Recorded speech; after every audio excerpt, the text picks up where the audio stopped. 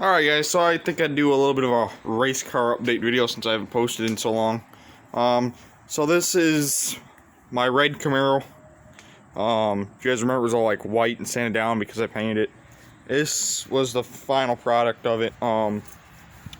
So I'm going to talk about this car, that car, and some of the motors that are going in this. But this one, I actually totaled this one twice.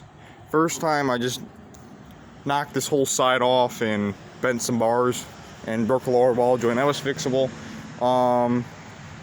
The second time I actually went head on to a concrete wall.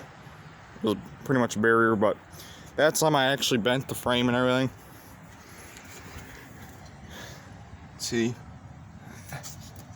that is all supposed to be a frame and it's not. That's C-channel, and this I think it's from right here, was bent all the way down the horn. It was bent in 3 different places, and the steering was locked up, so I couldn't steer it. Well, yeah, that's just a regular 350 small. Oh yeah. So what was in this was a 355 small block. I actually blew that up like not 2 races on it. It's supposed to be a built motor, and it actually ended up spinning a rod bearing. But this motor was never right. It never had enough power. Like the max speed I could do on this was probably only 20. And then I don't know if this is from all these metal shavings is from the rod, or if that was the cam feeling, or what it was. Yeah. So I ended up just throwing a 350 in it just to get me through the year, and it did pretty good. Our last race we actually made 6,000 RPMs, so not too bad. And then if you guys remember, I had like a regular Camaro nose on this. This is what was on it. This was last time I used this is when I hit that wall and bent the frame. I actually lost the bottom piece of it at the track somewhere, and it knocked out one of my screens. It doesn't look like this on camera. This whole bumper's warped. That's why I went with a different bumper. So that's why. And then after that, I went with this IROC style nose, and this is way better because it's a 1-piece bumper instead of the 2-piece. That's what I like about it. So that's the IROC style, and this is a 78 Camaro. But yeah, when this car left, the doors were somewhat straight. It didn't have that mark, and there was not one piece of paint chipped like the bumper on Saturday. And I just went, and I didn't really care because everything on the car was getting fixed over the winter because that was the last race of the year. So there's a lot of paint trading and tire rubbing. But yeah, so that's pretty much it with this car. So this is my new car for next year. This is a Camaro front clip with the metric frame. This is an all aluminum body. It has aluminum decking. Seat, I still got a mount. It didn't come with a seat, but I had one off an old go-kart project. And it doesn't have the transmission or motor in it, but I'm gonna go pick up a transmission for tonight. It's a 3-speed Sagnol. So there ain't much about this car. I like this car. It has plastic fenders,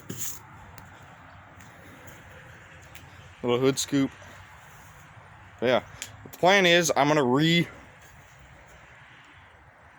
leaving it white. The only thing I'm redoing is the decking, or the sides.